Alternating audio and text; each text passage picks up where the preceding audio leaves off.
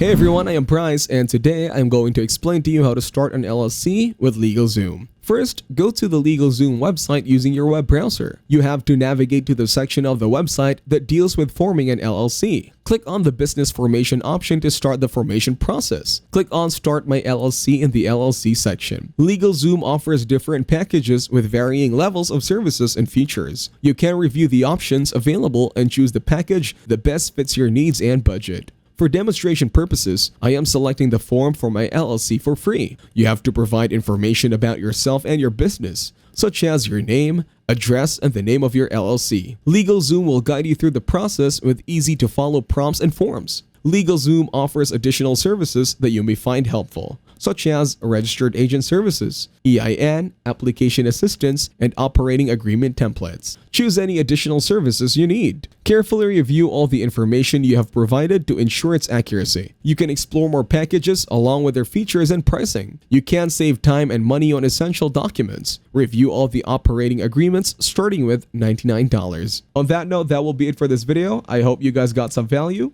Thank you for watching and see you in the next one.